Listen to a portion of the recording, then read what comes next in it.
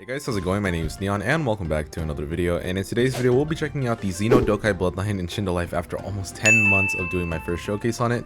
And the reason that I'm going to be doing this is because, you know, the game has changed quite a lot, and honestly it's not as good as it used to be, but it's still a pretty decent bloodline for boss grinding. Anyways, before we get into the video, if you want to join my Discord server, I'll be leaving the link in the description for that, so in case you need help boss grinding or you want to talk to other people that play Shindo like you can go ahead and check that out if you'd like. Anyways, apart from that, in case you don't know, Xeno Dokei is an Eye bloodline with the rarity of 1 out of 170. Xeno Dokei's moveset revolves around manipulating blood to cast delay attacks and illusions. This is a variation of Dokei and has a variation named Xeno Assure. Also, one thing that I do want to point out before we get into the video, the first mode is better for human bosses like you know, good old PTS Rayon over here, and the second one is better for tailed beasts like Happy and Kurama, or just any, you know, tailed beast in general.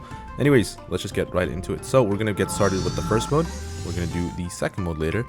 Anyways, yeah, as you can see, first mode, very nice. And actually, let's just do the second mode. The only difference is aesthetics. That's literally it. So as you can see, you basically turn into this big tentacle monster thing. Like I said almost 10 months ago, the exact same words. Huge tentacle monster thing. Anyways, let's get started with the first move. So the first move is called Blood Rain, and as you can see, you kind of have to aim it, and it does about, you know, 40,000 damage if you hit all the orbs that it shoots at it. Honestly, it's not bad. Anyways, the next move is called Dragon Bomb. So let's go ahead and do that. There we go. You kind of have to point this one down if you're in the second mode, but as you can see, it like made like massive AoE damage, kind of like bubbles, which is really cool. It did about 50,000 damage, which is honestly not that bad.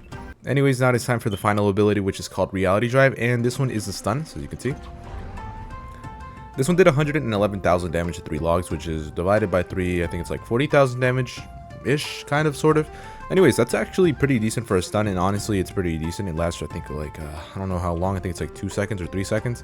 But yeah, anyways, apart from that, let's get on to the Q spec now. So the Q spec is pretty interesting. Remember to point down if you're in the second mode, because there we go.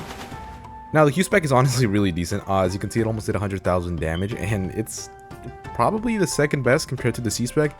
Now for the C spec, remember, because you have, like, you know, raised block and everything, you have to kind of point it down. But you know, C spec now, as you can see, does about 50,000 damage, but to actual bosses it does way more. I think I've seen it get up to like 250,000 damage, which is insane. It's about the same as like Apollo Sand's kind of like little spike ability, but combine this with other bloodlines and honestly you can get through bosses pretty easily. Anyways, we are back in the first mode, but apart from that, if you enjoyed the video, make sure to like and subscribe. Now, like I said earlier, if you want to join my Discord server, you can go recommend what video you want to see next. But yeah, apart from that, thank you so much for watching, and I guess I'll see you guys in probably like 10 months when I do another Xeno Dokei showcase. So yeah, peace out, guys.